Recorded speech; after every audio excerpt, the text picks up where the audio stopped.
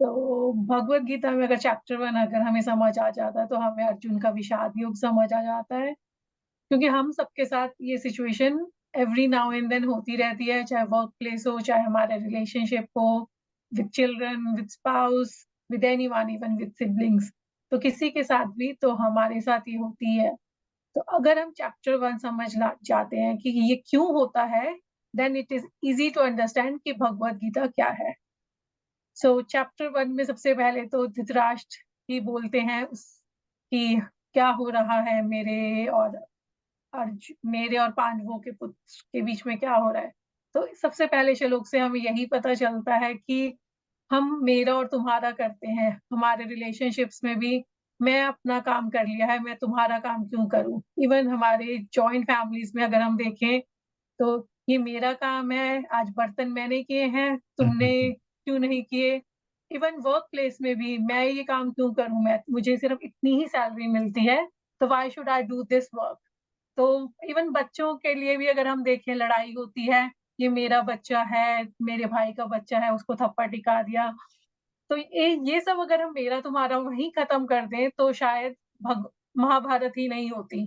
तो अगर हमारे घरों में भी हमें महाभारत स्टॉप करनी है, हमारी वर्क प्लेसेस में, हमारी लाइफ में, तो सबसे पहले हमें मेरा तुम्हारा त्यागना होगा। वी हैव टू लीव, ये मेरा है, ये तुम्हारा है। ये बहुत सही। मिस्टर झा की वर्कशॉप है, why should I talk. Yes. अगर यस, हम ऐसे एवरीबॉडी हैज टू डिस्कस, या। सही, तो यहाँ से स्टार्ट होती है भगवत गीता। जो अंधा है वो आंख से भी अंधा है और दिमाग से भी अंधा है। तो ये फर्स्ट श्लोक है भगवत गीता को।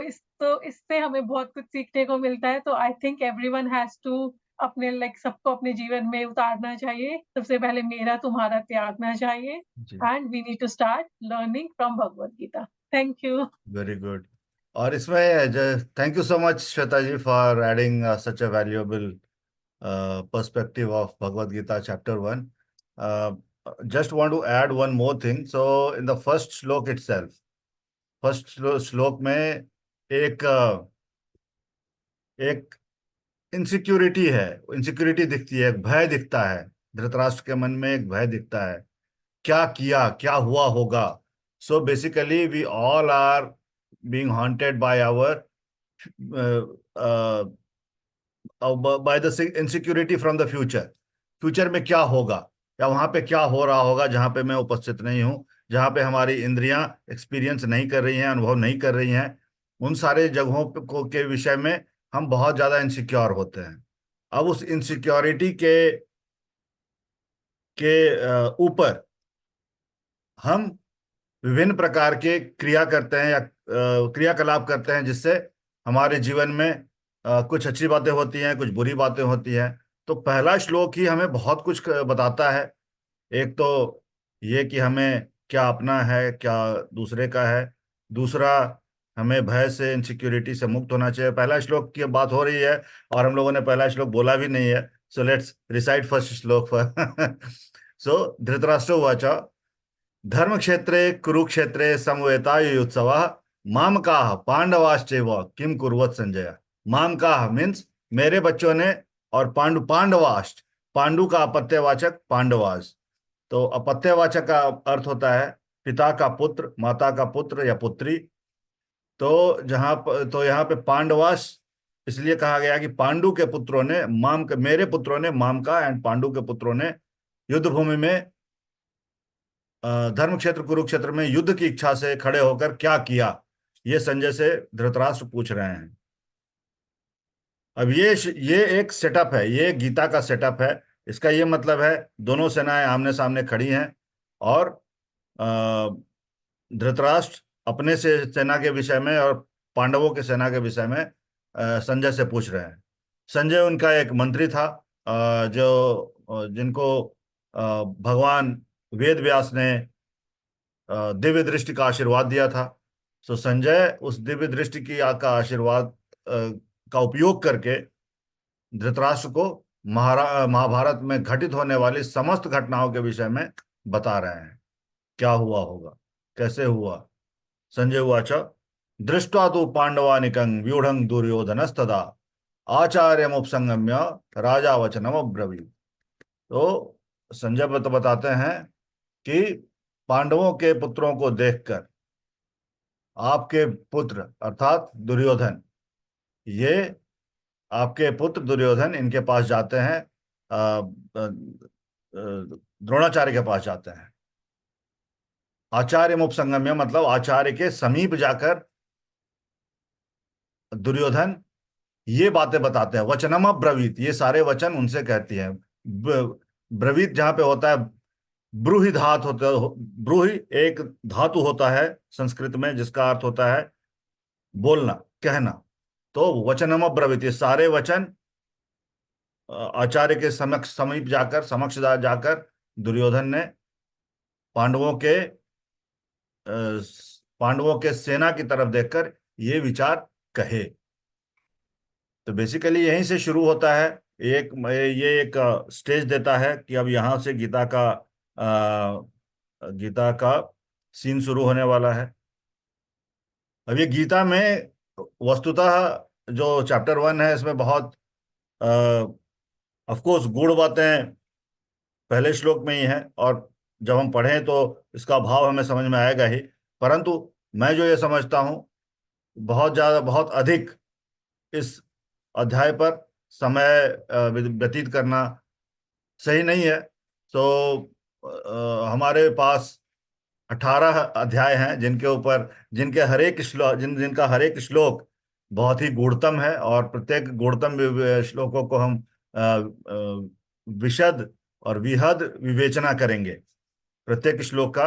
इसीलिए अध्याय 1 पर हम विशेष ध्यान नहीं देते हैं। अध्याय 1 पर एक गीता का स्टेज सेट हो रहा है जहां पर कृष्ण भगवान और अर्जुन अभी उनका उनका अर्जुन और कृष्ण भगवान का पदार्पण होने वाला है। और जैसे ही अर्जुन अपने तरफ के और कौरवों के तरफ के सेना के ऊपर ध्यान देंगे, अर्जुन को लगेगा कि अरे ये तो सभी ये तो सारे लोग मेरे ही संबंधी हैं। कोई मित्र है, कोई सखा है, कोई आचार्य है, कोई उनके अपने चचेरे भाई हैं, ममेरे भाई हैं, कोई उनका पितामह है। तो ये सभी तो उनके अपने ही हैं। कोई ससुर है, ये सब सब तो इनके अपने ही हैं। अब इनको इस लड़ाई में परास्त करके या इन सब का वध करके जो कुछ भी हमें मिलेगा, क्या वो सच में लेने लायक है? यहीं से अर्जुन का मति भ्रम शुरू होता है। और फिर बहुत सारी भ्रांतियां हैं अध्याय गीता को लेकर, अध्याय 1 को लेकर, कि गीता हमें युद्ध करने के लिए प्रेरित करता है, क्योंकि ये सेटअप जो है वो लड़ाई का सेटअप है। और वहां पर श्री कृष्ण भगवान उनको बताते हैं कि आपको हे अर्जुन, तुम्हें युद्ध करना चाहिए। तो वस्तुतः मैं इसको इस प्रकार देखता हूं कि यह गीता एक एक्सट्रीम सिचुएशन पे बोला गया है। हम सभी अपने अपने मस्तिष्क में और अपने विचारों से प्रतिक्षण युद्ध करते रहते हैं, हमेशा युद्ध करते रहते हैं, और उस युद्ध का परिणाम यह होता है कि हम विचलित हो जाते हैं, अपने मार्ग से डिग जाते हैं, अपने मार्ग से विचलित हो जाते हैं। तो ये एक्सट्रीम सिचुएशन जब आता है तो भगवान श्री कृष्ण का चरण ही हमारा आश्रय होना चाहिए।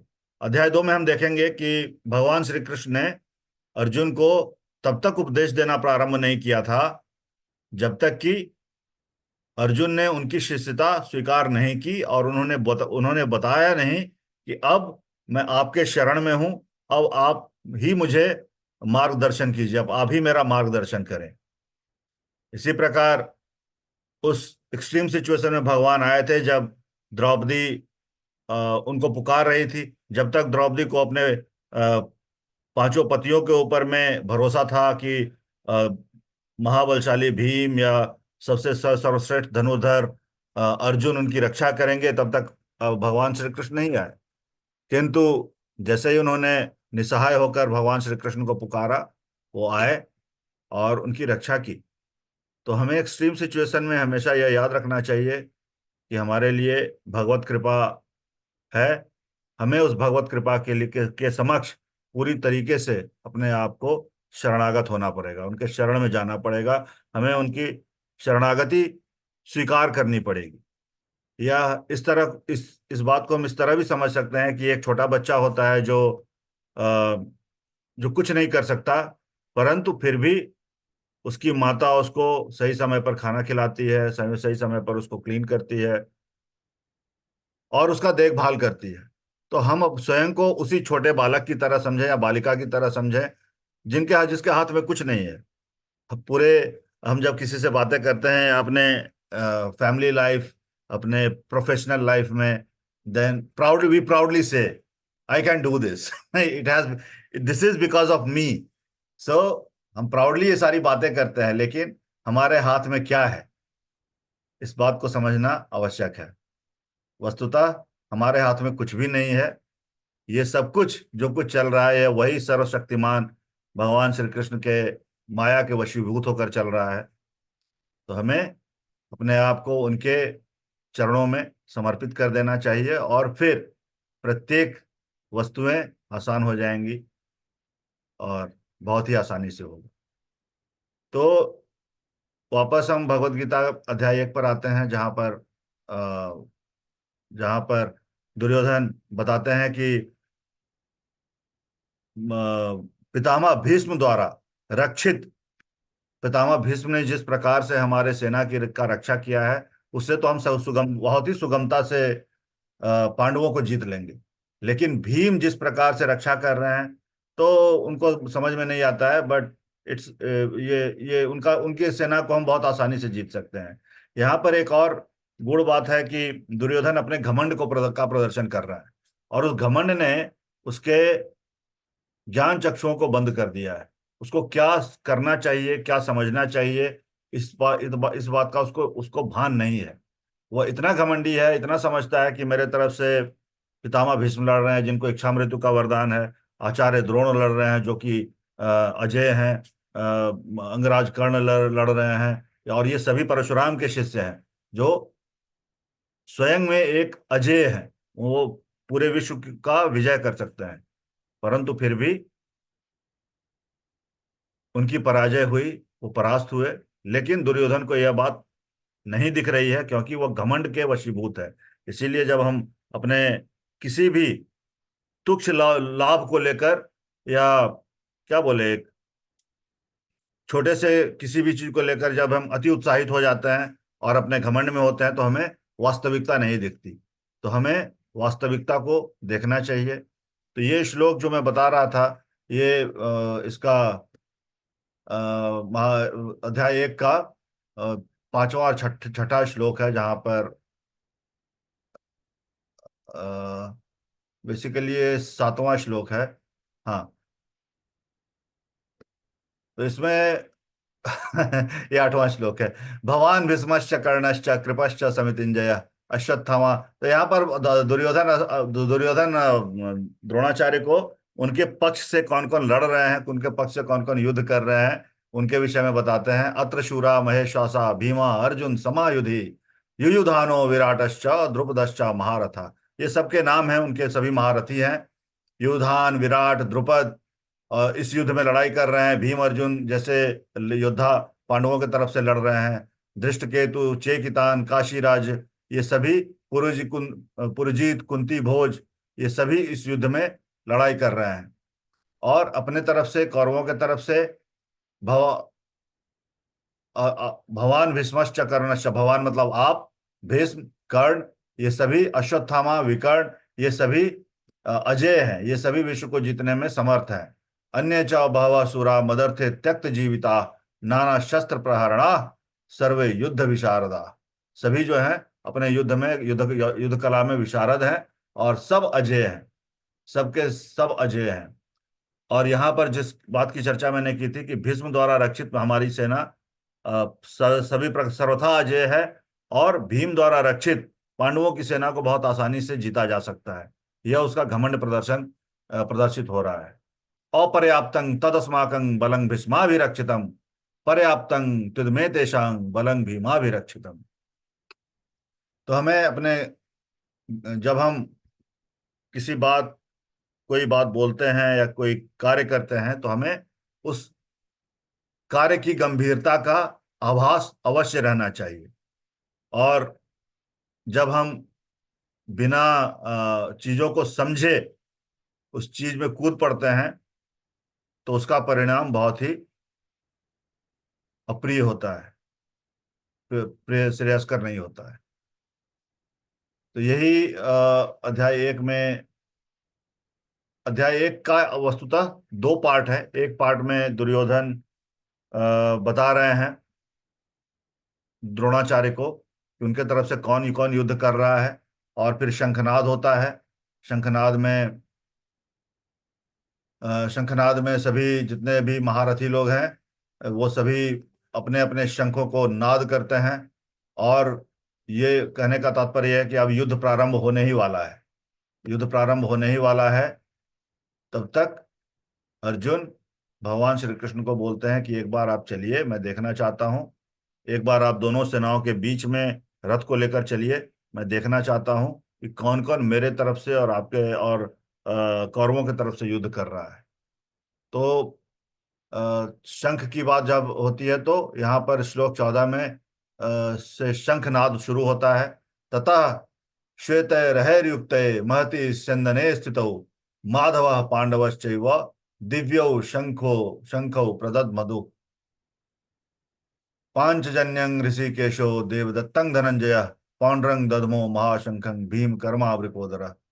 तो पांचजन्य जो ऋषिकेश अर्थात भगवान श्री कृष्ण का शंख है, देवदत्त धनंजय का शंख है अर्थात श्री अर्जुन का शंख है, पौंड्र जो है भीम का शंख है, अनंत विजयंग राजा कुंती पुत्रो विधि युधिष्ठिर नकुला सहदेवश्च सुघोष मणिपुष्पकौ। अनंत विजय जो है कुंती पुत्र युधिष्ठिर का शंख है, नकुल और सहदेव के सुघोष और मणिपुष्पक नामक शंख है। तो सभी ने अपने अपने शंखों को बजाया, और ये शंख का नाद इस प्रकार था कि लग रहा था कि ये पूरे आसमान को अ, पूरे आसमान को फाड़ के रख देगा। तो इस प्रकार सब लोगों ने, जितने भी महारथी थे वहां पर, सबने अपने अपने शंख बजाए, और अब ये युद्ध प्रारंभ होने ही वाला है। ये समस्त पांडवों के शंखों की नाद को सुनकर धृतराष्ट्र के पुत्र भयभीत हो गए, अर्थात दुर्योधन दुशासन। ये शब्द इतना भयंकर था कि वे भयभीत हो गए। और तब तब वे जिनके ध्वजा पर हनुमान जी विराजमान है, तो अर्जुन के ध्वजा पर हनुमान जी विराजमान थे। इसकी एक छोटी सी कथा है, मैं सोच रहा हूँ अभी बता दूं। तो हनुमान जी अर्जुन के ध्वज पर क्यों विराजमान थे। एक बार अर्जुन भारत की यात्रा पर निकले थे, आर्यावर्त की यात्रा पर निकले थे, और जब वो दक्षिण भारत गए तो उन्होंने वहां वो राम सेतु पुल देखी, और उन्हें लगा कि अरे, जब राम इतने बड़े धनुर्धर थे तो वो धनुष से ही पुल बना सकते थे, फिर ये इनको बंदरों के सहायता की क्या जरूरत पड़ गई। तभी वहां पर हनुमान, एक एक बंदर वहां पर था, उन्होंने कहा कि अरे, मैं तुमको चैलेंज करता हूं कि बंदरों के भार से बाण का पुल सही नहीं सकेगा, और वो तुरंत तुरंत टूट जाएगा। इस बात पर दोनों की बहस होने लगी, और फिर दोनों में चैलेंज हो गया। तो अर्जुन ने कहा ठीक है, मैं तुमको बना के दिखाता हूँ बाणों का पुल, तुम इस पे चल के दिखाओ। तो एक बार अर्जुन ने बनाया, और जैसे ही उस बंदर ने उस पुल को छुआ, वो ढह गया। अर्जुन ने फिर से प्रयास किया। इस बार वह बंदर थोड़ी दूर चल पाया, और फिर से वह पुल ढह गया। तीसरी बार अर्जुन ने फिर उस पुल को बनाया, लेकिन तीसरी बार बनाने से पहले उसने ये बताया कि यदि ये पुल अब नहीं बनता है तो मैं अग्नि में प्रवेश कर जाऊंगा, मैं आत्मदाह कर लूंगा। ये इस प्रतिज्ञा के साथ अर्जुन ने फिर से पुल का निर्माण किया, और इस बार जो बंदर था वो थोड़ी दूर चला, लेकिन वह पुल ढहा नहीं, वो पुल बचा रह गया। तो अभी थोड़ी दूर और जाने के पश्चात, कुछ दूर और चले बंदर गया होगा, तब तक वह पुल फिर से ढह गया। अब अर्जुन जैसे ही आत्मदाह करने वाले थे, तब तक विष्णु भगवान प्रकट हुए, और उन्होंने उनको बताया कि तुम्हारा घमंड, तुम्हारा तुम्हारा जो घमंड है, इस घमंड के कारण तुम्हें युद्ध में बहुत सारी परेशानियां सहनी पड़ सकती हैं, या तुम्हें तुम्हारे इस बात का तुम्हें ज्ञान देने के लिए हनुमान जी तुम्हारे पास आए हैं, और तुम्हें उनका साथ ले रहना चाहिए। तो जब ये प्रतिज्ञा कर रहे थे अर्जुन, और तो उस प्रतिज्ञा में उस बंदर ने भी ये बताया था कि ठीक है, यदि तुमने पुल बना लिया तो मैं तुम्हारे साथ हमेशा रहूंगा। तो ये वही घटना थी जिसके कारण हनुमान जी अर्जुन के ध्वज पर विराजमान थे, जब अर्जुन भगवान श्री कृष्ण के साथ युद्ध करने गए थे। इस कारण ही हनुमान जी उनके ध्वज पे विराजमान थे। और जो इसमें श्लोक है उसमें ये बताते हैं कि अथ व्यवस्थितान दृष्ट्वा धातराष्ट्रान कपिध्वज प्रभृते शस्त्र संपाते धनुरुद्यम्य पांडव। कपिध्वज मतलब वही जिनके ध्वज पर कपि विराजमान है, हनुमान जी विराजमान है। तो इसलिए ये छोटा सा सा स्टोरी है, क्यों हनुमान जी अर्जुन के रथ के ऊपर में, ध्वज के ऊपर में विराजमान थे। अब यहाँ से जो संवाद शुरू होता है अर्जुन का और श्री कृष्ण का। अर्जुन बताते हैं कि आप मेरे रथ को दोनों सेनाओं के बीच में ले चलें, मैं देखना चाहता हूँ किस प्रकार दोनों सेनाएं व्यवस्थित हैं, कौन कौन युद्ध कर रहे हैं। और फिर यहाँ जब जब जैसे ही वो देखते हैं कि दोनों तरफ उनके सगे संबंधी हैं, तो वह विचलित हो जाते हैं, और उन्होंने धीरे धीरे ये श्लोक इस प्रकार होता जाता है कि वो बताते हैं कि इस रक्त रंजित सिंहासन को लेकर मैं क्या करूंगा। वो बहुत सारा अपना अ, बहुत सारी बहुत सारे पॉइंट्स बताते हैं कि इसलिए मैं इसलिए युद्ध नहीं करना चाहता हूँ, इसलिए युद्ध नहीं करना चाहता हूँ, इसलिए युद्ध नहीं करना चाहता हूँ। बहुत सारे पॉइंट्स उन्होंने बताए हर श्लोक में। और लास्ट में उन्होंने अपना धनुष जो है रख दिया, और रथ के पिछले भाग में जाकर बैठ गए। तो रथ के पिछले भाग में जाकर बैठने का ये तात्पर्य है कि अब वो युद्ध नहीं करेंगे। तो जो जहां पर इस अध्याय का जो अंतिम श्लोक है वो इस प्रकार है, संजय वाचा एवं मुक्त्वा अर्जुना संख्ये रथोपस्थ उपविशत। रथोपस्थ मतलब रथ के पस्थ भाग में, पिछले भाग में जाकर उपविशत बैठ गए। विसृज्य सशरंग चापंग, अपने सशर, अपने शर और चाप दोनों को उसने विसर्जित कर दिया, विसर्जन मतलब छोड़ दिया। शोक संविघ्न मानसः, और शोक संतप्त होकर रथ के पिछले भाग में जाकर वह बैठ गए। तो आप लोग भी प्रत्येक श्लोक को पढ़िए, और उसका अर्थ समझने का, अर्थ अर्थ तो गीता का कोई भी बुक हो, कोई भी पुस्तक हो, उसमें उसका अर्थ तो अवश्य दिया ही हुआ है। तो उसका अर्थ श्लोक समझने का प्रयास करें। जहां तक उसके उच्चारण की बात है, तो ये एक बहुत ही अच्छा वेबसाइट है जहां पर इसके उच्चारण के साथ साथ उसका उच्चारण के साथ साथ उसका अनुवाद भी दिया गया है। तो आप लोग इस वेबसाइट पर जाएं, वहां पर इसका श्लोक रिसाइटेशन प्लस श्लोक का translation in Hindi English both, plus the commentary. तो basically this is from Chinmaya mission, and the person who is explaining, he has really explained in a very nice way. But इसके अलावा भी मैं भी अपना श्लोकों को रिसाइट करता हूँ बहुत सारे। ऑलमोस्ट अध्याय 4 तक तो सारे श्लोक के मैं श्लोकों का उच्चारण मैंने भी पोस्ट कर रखा है फेसबुक पर। तो अगर आप मेरे फेसबुक पेज को फॉलो करेंगे तो वहां पर भी बहुत सारे आपको मटेरियल मिल जाएंगे भगवत गीता से संबंधित। वहां पर आप सुन सकते हैं, उसमें कमेंट्री है, उसको पढ़ भी सकते हैं।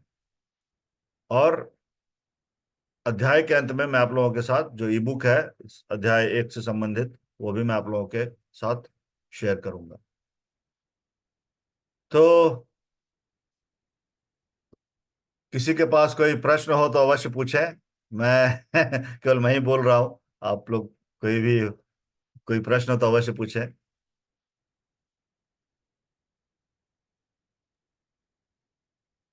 नहीं, अभी तक तो क्लियर है जी जी श्री जी। सुरेंदु जी। अ, अभी तो पूरा स्टेज सेट हुआ है। और प्लस माइनस की बात चल रही है, जितना मेरे को समझ में आया। दोनों जी जी।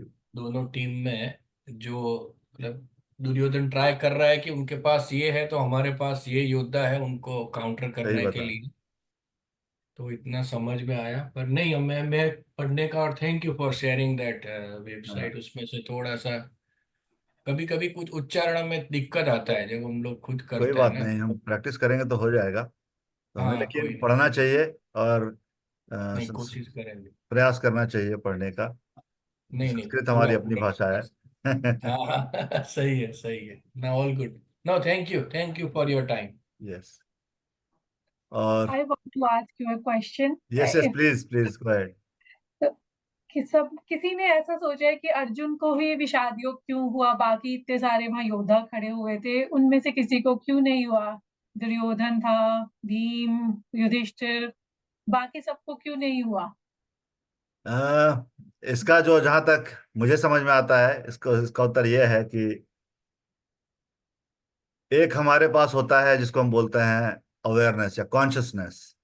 If you are high on your consciousness, you have the ability to understand things better. तो ऑफ कोर्स सारे भाइयों के पास उनका अपना अपना अवेयरनेस था, लेकिन जब हम नर नारायण की बात करते हैं तो श्री कृष्ण किसके साथ थे? श्री कृष्ण अर्जुन के साथ थे। इसीलिए उनके पास उनकी चेतनाशीलता बाकी भाइयों से या वहां पे उपस्थित जितने भी लोग थे उनसे अधिक थी। तो उस चेतनाशीलता के कारण ही मुझे लगता है अर्जुन के मस्तिष्क मस्तिष्क में ये प्रश्न आया कि ये ऐसा ऐसा है, और अब इस प्रकार के सिचुएशन में क्या हो सकता है। और दूसरी बात ये भी मुझे समझ में आ रहा है कि भगवान श्री कृष्ण ने अर्जुन को एक माध्यम बनाया, उनको एक माध्यम बनाया कि आने वाले जो पीढ़ियां हैं, आने वाले जनरेशन है, वो किस प्रकार इस चीजों को समझ सकेंगे। तो उसके लिए भगवान श्री कृष्ण ने अर्जुन को एक माध्यम बनाया कि तुम प्रश्न पूछो और मैं उसका उत्तर दूंगा। इसके अलावा आप बताइए, इसका इसका क्यों क्यों अर्जुन ने ही ये सारे प्रश्न किए, क्यों अर्जुन को ही विषाद योग हुआ? ठीक, नहीं आपने सही कहा कि अर्जुन के कॉन्शियस लेवल हाई था, क्योंकि अगर हमारे अंदर इंटेलेक्चुअल लेवल हाई हो तो वो संशय पैदा करता है। अगर आप बुद्धिमान हो तो आप में डाउट्स आते हैं कि मैं, अगर आप कोई भी सिचुएशन में आप पाँव रखने से पहले 10 बार सोचते हो मैं ये करूं या ना करूं, ऐसा इससे ये करने से अच्छा होगा या बुरा होगा। सेम अर्जुन के साथ हुआ कि वो बुद्धिमान था, संशय पैदा हुआ, उससे वो विचारहीन हो गया, डिल्यूजन हो गया, उसे नहीं समझ आ रहा था कि मैं क्या करूं, तो इसलिए अर्जुन में अ, विषाद योग हुआ। एक चीज और है कि जैसे अ, जैसे हम किसी भी चीज में आंख बंद करके भरोसा कर लेते हैं, और किसी भी चीज में जिसको हम जानते हैं, जो जो हमें पता है, उस चीज को हम जानते हैं। Knowing and believing, these are two different things. So other people, other जो भी योद्धा थे या other जो भी लड़ाई युद्ध के लिए जो भी वहां पे उपस्थित थे, they were believing in themselves that they can win this war, or they have to win this war. But Arjun has that capability to understand each and every जो जो योद्धा थे या लड़ने वाले थे, उनका क्या कैपेबिलिटी है। इवन अध्याय 1 में ही श्लोक 42 या 43 एक श्लोक है जिसमें वो सारे सबके सबके विषय में बताते हैं कि उसकी कैपेबिलिटी क्या है, उसकी कैपेबिलिटी क्या है। So Arjun was very sure about who can do what. तो अर्जुन, इसका इसका एक एक मतलब ये भी है कि rather than believing in something, we should be focusing on knowing the thing. So basically हमें चीजों को जानने में फोकस करना चाहिए, ना कि उसको उसके ऊपर आंख बंद करके भरोसा करने में। तो इसीलिए अर्जुन को जब ये विषाद होता है, तो इसके पीछे एक कारण है कि वो जानना चाहते हैं। ये जो विषाद है, इसके पीछे ये कारण है। अब इस कारण का निवारण क्या है, तो इस चीज को जानना चाहते हैं। इसीलिए भगवान श्री कृष्ण उसको समझाते हैं, और इसीलिए जैसा कि बताया कि अर्जुन को एक एक माध्यम बनाया गया है, एक मीडियम है अर्जुन, जिसके थ्रू वो भगवान श्री कृष्ण आने वाले संपूर्ण युगों युगों तक सबको वो ज्ञान प्रदान करेंगे। क्योंकि इससे पहले भी बहुत सारी गीता पढ़ी, गीता का बहुत सारी गीता बोली गई है, जैसे अष्टावक्र गीता है, जैसे सुखदेव गीता है, बहुत सारी गीता पहले भी बोली गई है। लेकिन भगवान श्री कृष्ण यहाँ पर अपने भगवान के श्री मुख से यह गीता का वर्णन, ये गीता वर्णित है। तो ये किसी ऋषि महात्मा मुनि ये लोग नहीं बोल रहे हैं, स्वयं भगवान बोल रहे हैं। और इसीलिए इस गीता का सबसे अधिक महत्व है। और किसको बता रहे हैं? अर्जुन को बता रहे हैं। इसीलिए इस गीता का सबसे अधिक महत्व है, क्योंकि यह जब गीता हम जानना चाहते हैं तो हमें ये जरूर समझना चाहिए कि ये कौन बोल रहा है और किसको बोल रहा है। कौन बोल रहा है? भगवान श्री कृष्ण, भगवान स्वयं भगवान बोल रहा है। ये कोई ऋषि महात्मा नहीं बोल रहे हैं। किसको बोल रहे हैं? अर्जुन को बोल रहे हैं, जो कि स्वयं ही तपस्वी थे, जो स्वयं ही हर प्रकार की सिद्धियां उन्होंने प्राप्त कर रखी थी। तो उनको ऑलरेडी उतना पता था, उनका कॉन्शियस लेवल इतना हाई है कि वो जानते हैं कि ऐसी चीजें होती हैं, परंतु फिर भी वो मोहवश भ्रमित हो जाते हैं। तो वह एक अल्टीमेट होता है जहां पर भगवत प्राप्ति के लिए, उससे पहले भी जब तक भगवत प्राप्ति नहीं होती है, हम मोह में बंधे होते हैं, मोह में भ्रमित होते हैं। इसीलिए भगवान के चरणों की प्राप्ति के लिए हमें सब कुछ छोड़कर उनकी दासता ग्रहण करनी चाहिए, उनकी शिष्यता ग्रहण करनी चाहिए। तो इसलिए ही मुझे लगता है कि अर्जुन को ही विषाद योग हुआ, कि बाकी समस्त जो भी योद्धा थे उनमें वो अधिक प्रभावशाली थे, और किसी न किसी प्रकार से नारायण के साथ जुड़े हुए थे, नर जुड़े हुए थे। इसलिए और किसी भी प्रकार का प्रश्न हो बताएं, हम लोग प्रश्न नहीं, कुछ ऐड करना चाहते हो?